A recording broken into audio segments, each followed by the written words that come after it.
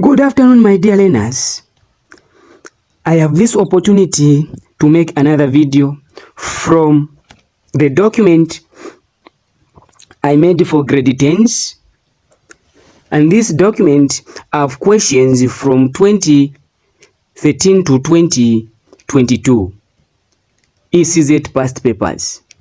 So we are going to start answering the questions together so that we prepare ourselves for exam.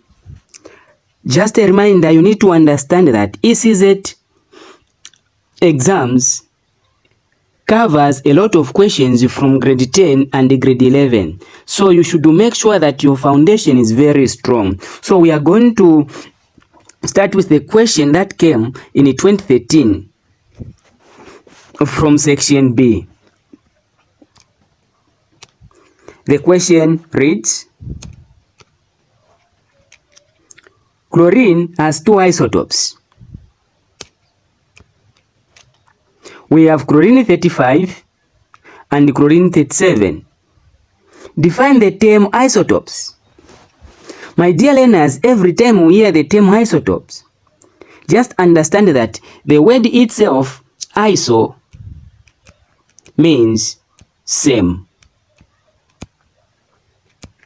Therefore, before we even define, we need to understand that what we are defining should have one thing in common. As you can observe just on the nuclide notation of chlorine, we are having different mass numbers, but we are having the same atomic numbers. That indicates that these isotopes are having something in common. So we define isotopes as atoms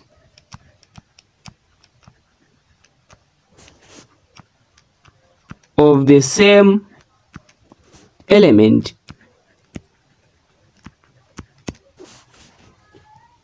having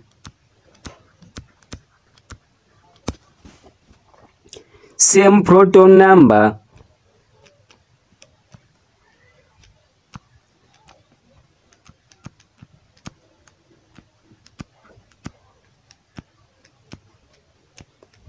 but different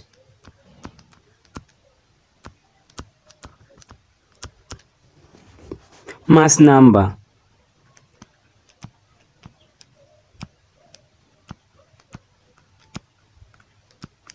So you understand that the mass number is on top of the atoms. The proton number is down the nuclide notation of atoms. So the numbers that are presented as superscript are known as mass numbers, and those that are presented as subscript are atomic numbers or proton numbers. So you can see that we are having, in this structure, we are having 1717. The numbers are just the same, but what is different is the mass numbers, where we are having 35 and 37. We continue. We go to B. State the number of neutrons in each of the following isotopes of chlorine. So we are having chlorine 35. How do we calculate the number of neutrons? So the number of neutrons, we say N equals A minus Z, where A represents the mass number or the nucleon number, Z represents the atomic number or the proton number. Now, when we go back, we are going to observe that we are having the mass number, which is A on top, and Z is down here. So when we subtract the two, we are going to calculate the neutron number. So for the chlorine 35, we are going to say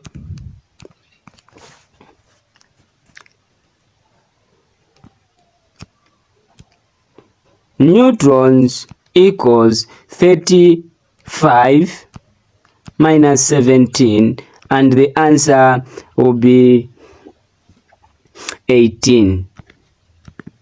So we are going to have 18 neutrons, and this on B2 we are going to have 37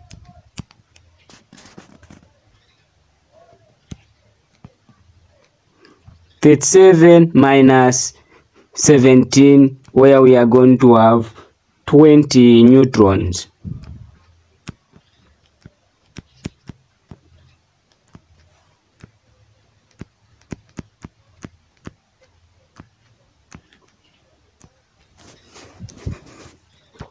Moving forward,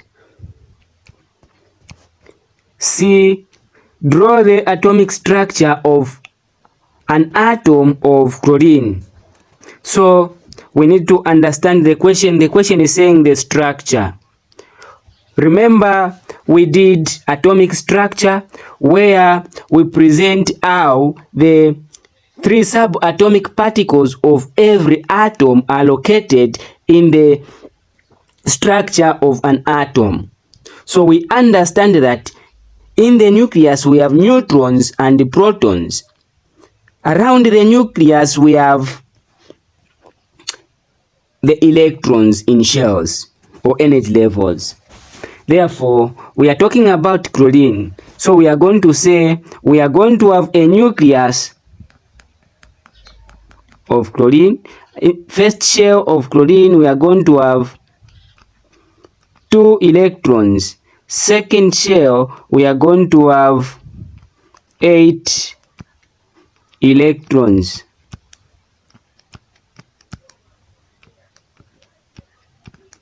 And the last shell is going to have 7 electrons.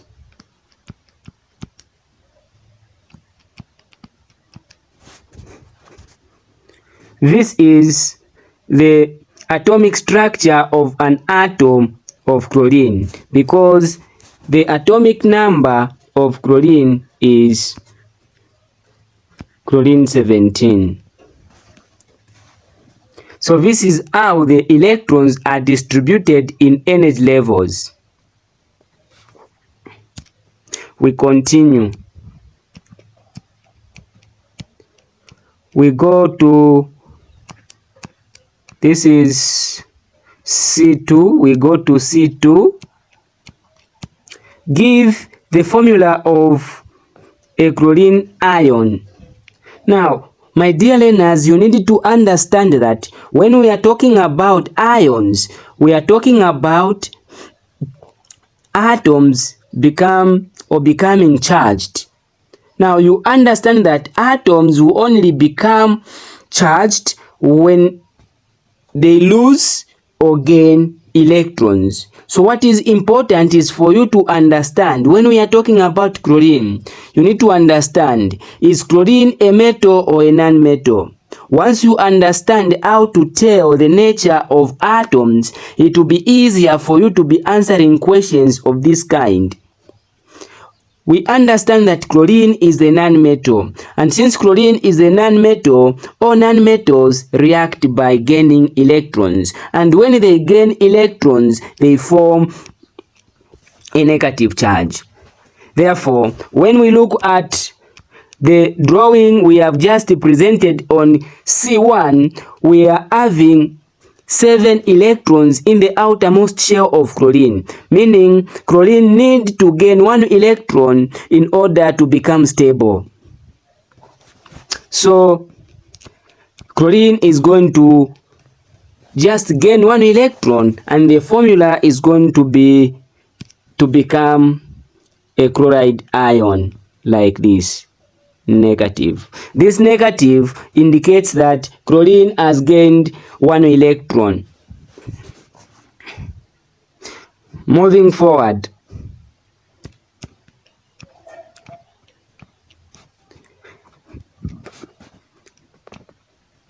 explain why the relative atomic mass of chlorine on the periodic table is not a whole number. My dear learners, even here you need to remember a concept. You need to understand that all the elements on the periodic table exist as isotopes. In this case, since atoms exist as isotopes and their percentage abundances in nature, we understand that the average atomic masses of these atoms are calculated using their respective atomic masses in relation to their percentage abundance in nature. So, to answer this question, we are going to say this is because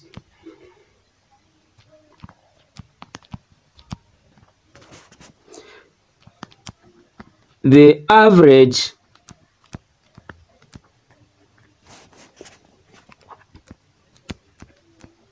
atomic mass of the two isotopes of chlorine 35 and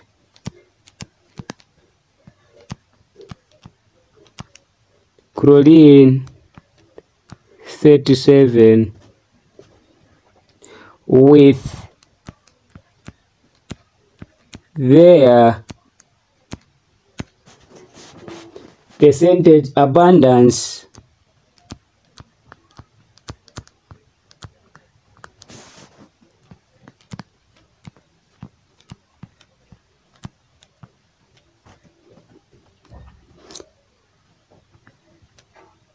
(75% and 25% respectively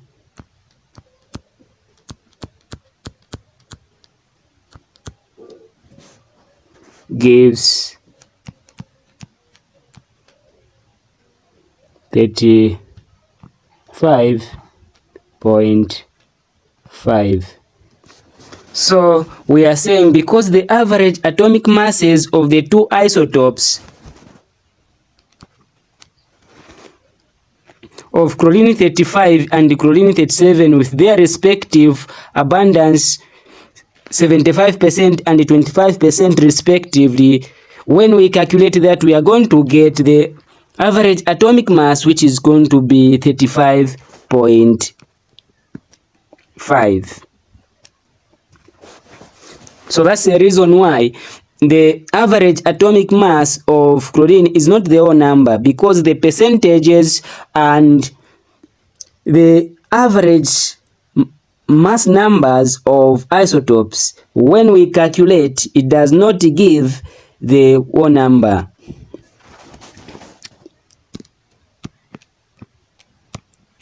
We go to the question paper for 2014. In 2014, the question that came from grade 10 reads: the diagrams below shows 4 different methods of separation. So now we are looking at separation techniques. So before we even answer the questions, I would like to remind you, my dear learners, on the apparatus being used in this separation technique. We are having this separation technique here. This separation technique, you can see that we are having 2 substances labeled L and K, and these are in solution form, but they are not miscible liquids. They are not miscible because we are able to tell that there's a layer of separation between the 2 substances. Because of that, we use the separating funnel in order to separate the immiscible liquids. This one is using a filter paper as well as the solvent. This one is definitely chromatography, and there we are having the filtrate and the residue. There we understand that is filtration, and here it's more like we are evaporating excess water from the mixture so that we can form the saturated solution, and definitely we use that under the separation technique known as crystallization. Now we can now look at the questions. Using the letters A, B, C, or D, identify the method used to, number 1, separate insoluble particles from water. Now we are saying insoluble particles, meaning the substance which is not able to dissolve in water.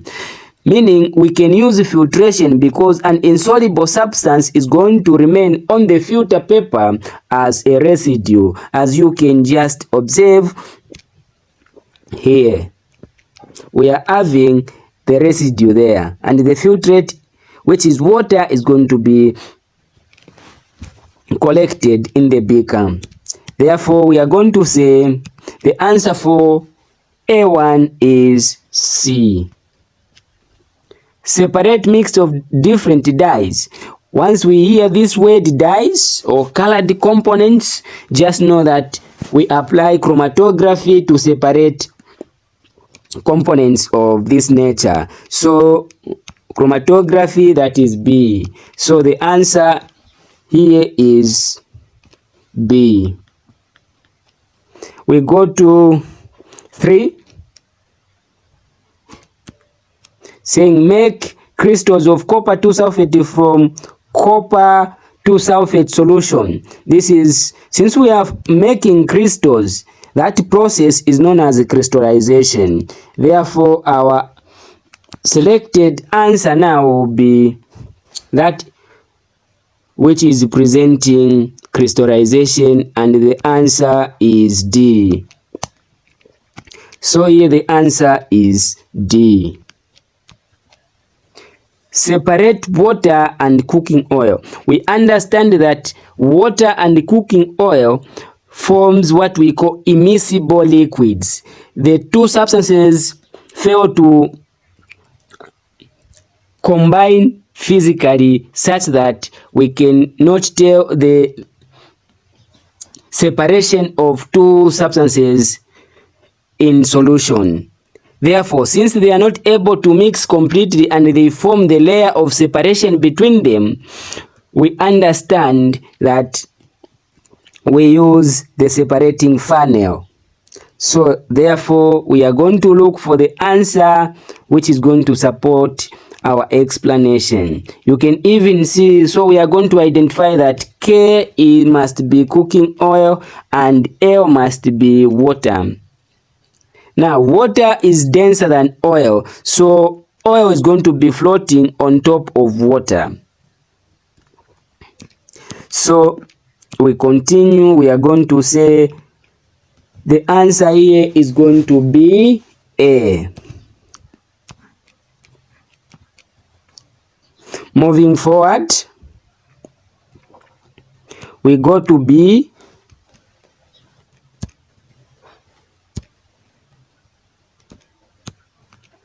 State 1 industrial application of chromatography. So the application of chromatography is number 1. I'll give you 2, but here the question is just demanding you to just write 1 industrial application. So in case next time they say 2, so I'll give you 2. So we use chromatography to separate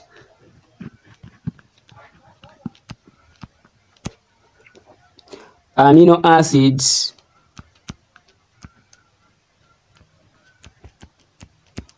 from proteins.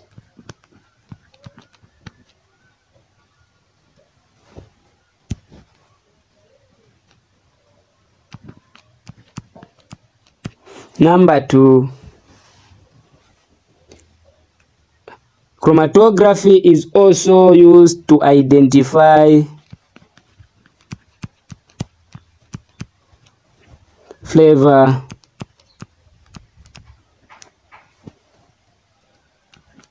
components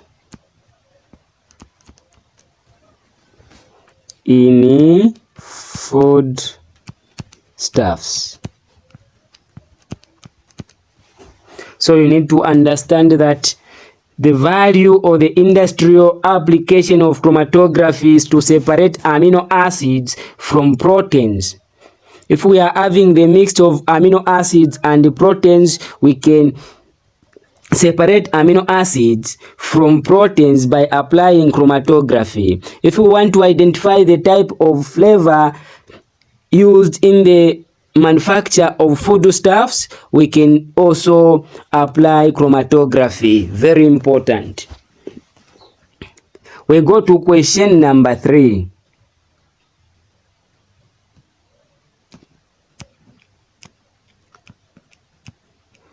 Question number 3. The table below shows the ions present in 1 liter of mineral water bottled for drinking by an industry. So we are having ions, we are having formula of ions, we are also having masses of ions present in 1 liter or milligrams. So we have calcium ions, chloride ions, bicarbonate ions, and the masses in liters, we have 5 liters, 4 liters, 32 liters, and then we have 4 liters and 3.5 liters. Questions. Define the term ion.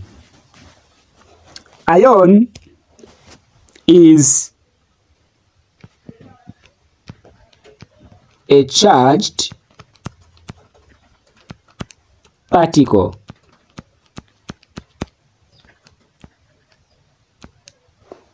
An ion is nothing else but a charged particle, and we have 2 types of charges. We have negative charges and positive charges. So an ion is either charged positively or negatively. So we are saying an ion is any charged particle. Moving forward, identify the cation with the lowest concentration in the mineral water. So our target is a cation. You need to understand, my dear learners, that since we have 2 types of charges, we have positive and negative charges. The positively charged particles are known as cations, and the negatively charged particles are known as anions. Therefore, in this case, we are looking for a positively charged particle which is in lower concentration. Now, how are you going to know? You look at the masses in liters, because the mass is actually going to determine the quantity of substances. So the more the mass, the more the concentration. So a sulfate is negatively charged, so we cannot go for that. So we have sodium ion 4 grams, then we have calcium 5.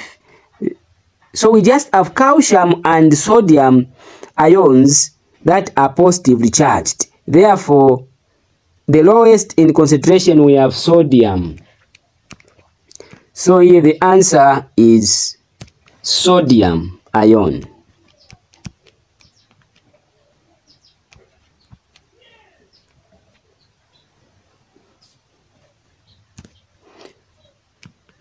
Complete the equation below to show how calcium ion is formed from calcium atom.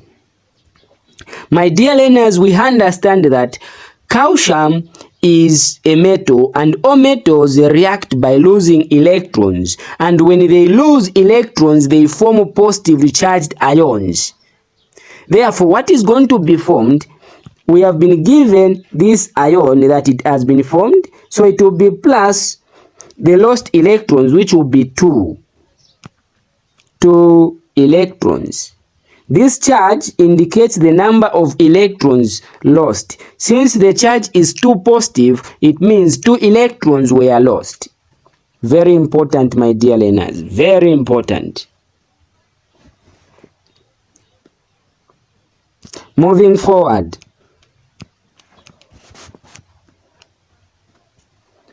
G. When this sample of mineral water is evaporated to dryness, various compounds remain as residue.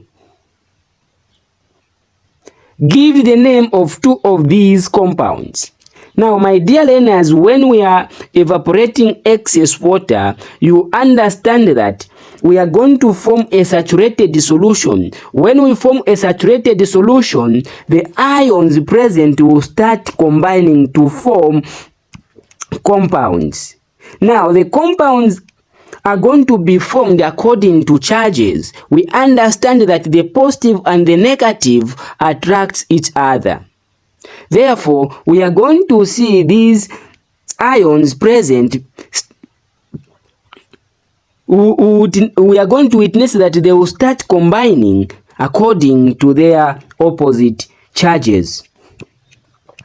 So, any type of a compound we are going to come up with. For example, I have seen here that calcium is positively charged, a chloride is negatively charged. So in solution, we are going to have calcium chloride to be formed. So one of the compound which is going to be formed is calcium chloride. And remember, calcium is having the valence of 2, the chloride is having the valence of 1 negative. So when you crisscross, we are going to form this compound, calcium chloride. We also have sodium in solution, sodium which is like this, 1 positive, and then we have sulfates, 2 negative. When you crisscross the valences, we are going to have sodium sulfate. These are some of the compounds that are going to be formed. So depending on what you want, since we are going to evaporate, you understand that these substances will remain as residue. So going back to the question,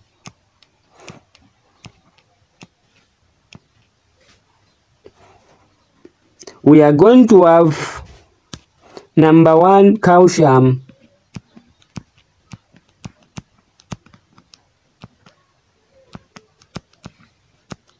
chloride. We are also going to have sodium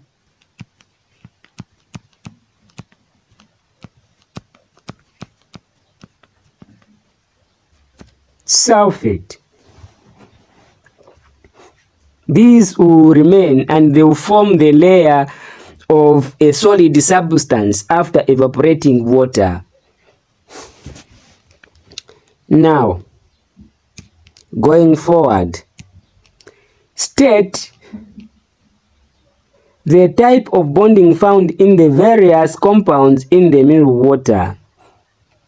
So, as we can see here, we are having calcium chloride.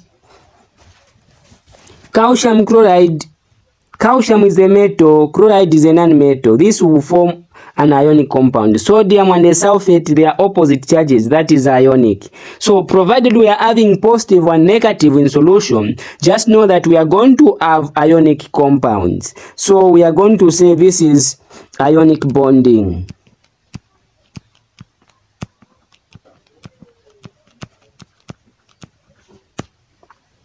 Very important.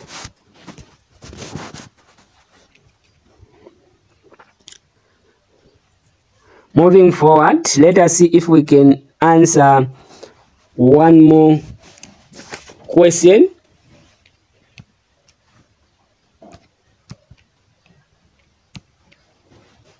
The diagram below shows a method by which a mixture of sodium chloride and iodine crystals can be separated. So we are having the setup like this, where we are having solid B, apparatus A, and the mixture this side. And then they say give the name of the separation technique shown in the diagram. Now you need to look at the nature of the mixture. The nature of the mixture, we have iodine crystals and sodium chloride. Iodine crystal is one of the examples of those substances that can undergo sublimation, and this substance cannot sublime. So we are saying we can use sublimation method to separate the substance which can sublimate from the substance which cannot sublimate. Therefore, the separation technique here we are going to use is sublimation. Why sublimation? Because we have iodine crystals that are able to be converted or to change the state of matter from solid to gaseous state without passing through a liquid phase. Therefore, we are going to say this is sublimation.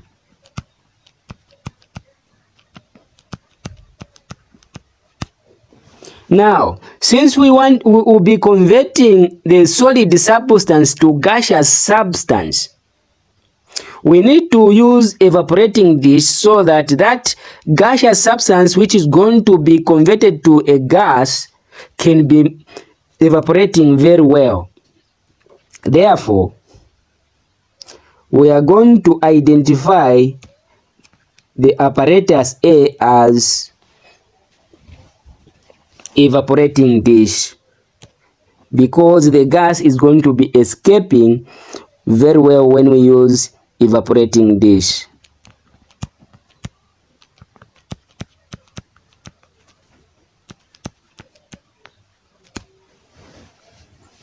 Identify solid B. When we look at solid B,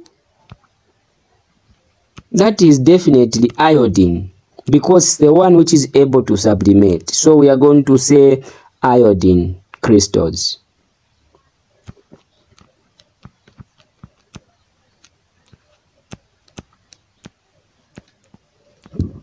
Excuse.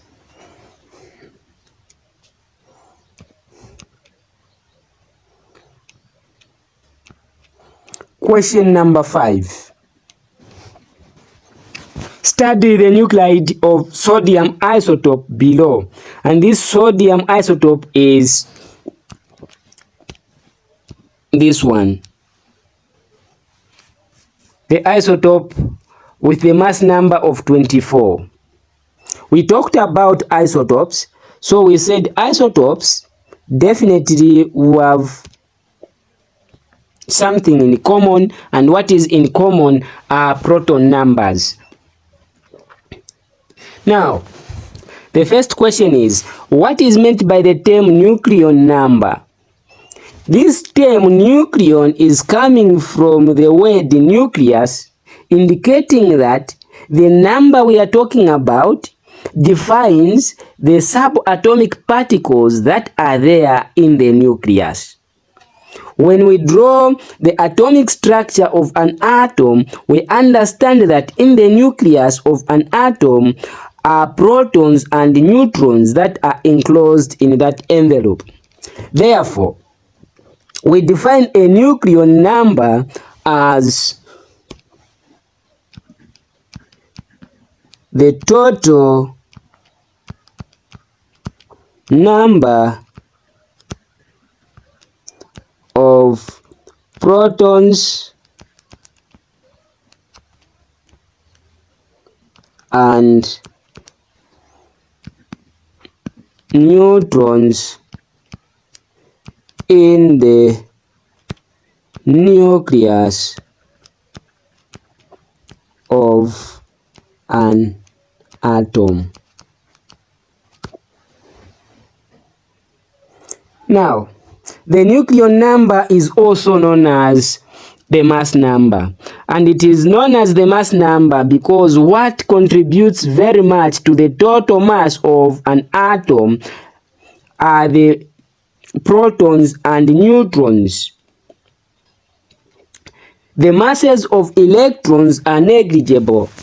Therefore, we say the nucleon number is also known as the mass number because the mass of an atom is concentrated in the nucleus.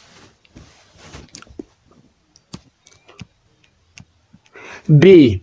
The table below describes the composition of the nucleus of sodium.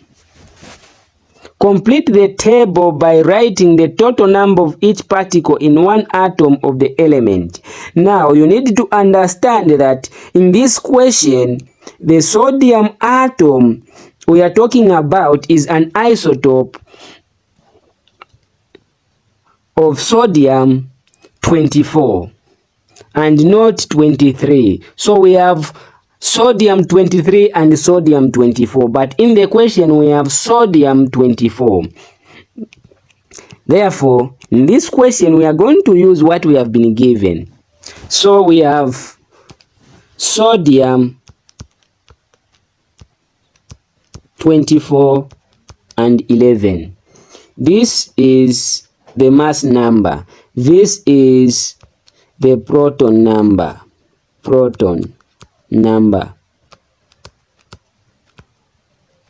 This is the mass number.